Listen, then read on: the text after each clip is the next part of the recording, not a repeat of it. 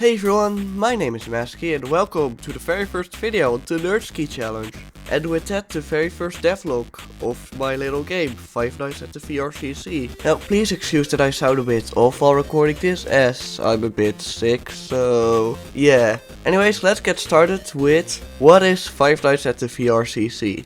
Five Nights at the VRCC is a silly little Roblox FNAF game that I've been working on in collaboration with a bunch of members from the VRCC Discord server, which if you haven't already, make sure to join to interact with me and a bunch of other creators. They're all really cool and a bunch of them started my videos numerous times. With that out of the way, let's get started with chapter 1, making the base design of the game. When I got started with this game, I wanted to take inspiration from another Roblox FNAF game called FNAF Co-op. With its beautiful lighting and animation work, I figured it would be a good place to start. After that came coming up with the mechanics for everyone. So unlike my past FNAF games where everyone just had the same mechanic of walking to the door, I wanted to just differentiate between them. So of course we still have our classic door threats, but now for example there's a fence behind you with someone you have to flash away every now and then. Or there's a car outside a gate on a camera that you have to type a console command in to stop him from entering the premises. Or take our very own resident homeless guy who broke into the building just to get your Robux. And yes, it's spelled like that on purpose. Check out right now this video to find out why. Anyways, after all that, I finally decided to get started on the map. And decorating, well, that came way later into the game. For example, here's what a map used to look like. And here's what it looks like now. With that, let me introduce you to the main threats. Starting with Hazy. Hazy is the first character you encounter on night 1. Starting from 1:15 AM he will go to either one of your doors and will pick at random once he's in his second position. Of course, when he reaches a door, you just have to close the corresponding one, and after a bit the lights will turn off there and he'll go back to his bar. Starting from night 2 you will have the second threat, Empire Enemy. He'll be appearing in the vent behind you. You will know he's there once you hear a really loud banging noise in the vent for a few seconds. After he reaches a certain point, you can flash him away by pressing the spacebar button. So be even a second too late and... I was gonna ask if you wanted to order pizza or something. You kinda just collapsed on the spot. I don't know what that was about, but sorry.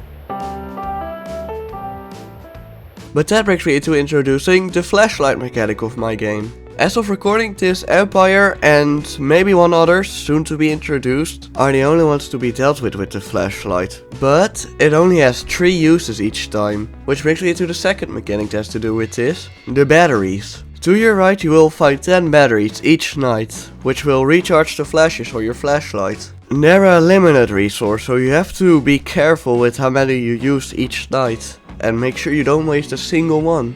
That especially gets hard on the later nights because of the next threat, Super Pop Fizz. Pop is the owner of the VRCC, but also local resident tweaker that likes to steal your batteries. Starting from night 3, she will appear every now and then by your desk with the batteries on it to steal one. Make sure to click the spray that appears on your desk to spray her away. Or else you might start struggling dealing with Empire again. Pop is one of the only non-lethal characters here, but she can be quite annoying. Like that little puntable child from FNAF 2 that everyone hates so much. Anyways, Balloon Boy hate aside, up next we have Crash Dude. Crash also appears on night 3.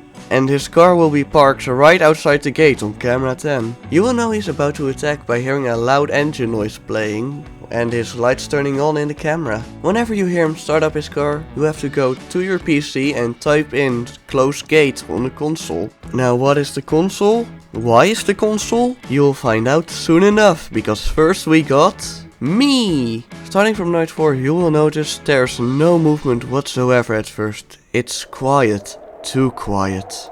Until suddenly, you hear a ooh, you hear banging in the fence, you hear movement. And you check your cameras, you check behind you, you check to your right. What's that? It's a guy with a mask, with a smile he wears for hours at a time. That was a bad reference. I hate that song. Either way, my whole mechanic is I take a random AI from either Pop, Empire or Hazy, and I just copy it. So it's the simplest but also one of the more annoying ones to deal with. And that's all the characters in the main 5 nights. Now there are a few more to be introduced, but only one is finished so far and the other one I don't wanna code. But you'll only see them in the challenges section, which I'll tackle later. For now we have badges. So far only the first 5 nights give you badges, which are all based on members of the game's profile pictures on YouTube. Which I believe is most obvious with mine, Crashes and Empires. And after that oh so long part, I should probably explain the computer. This computer is probably one of the most advanced ones I've ever made, seeing as it comes with a whole custom command thing. So basically, instead of say you just click on a button to switch camera on a map, you type in switch cam in the console bar. And then you select a button to see where everything is at. So yeah, so far there is no map where you can see where stuff is, but I'm planning on implementing that one day. Now, as mentioned earlier, there is the close gate command to stop Crash Dude from killing you. Basically what it does, it closes the gate for a set amount of time, and if Crash's car lights are off, then he gave up on the attack for now. Very simple, but can sometimes be quite stressful as you have to type the command. And the final thing, pop-up ads. Yep, that's right, we added a virus in the game. Not actually a virus, but you know, in-game just pop-ups that you have to click away or else they obscure your vision. And trust me, it can get really bad. Anyways, I believe that was it for everything I've done so far that I'd like to mention. So yeah, if you want to check out the game, the link is in the description. Make sure to join the VRCC, and yeah, I'll see you all next devlog. Bye bye!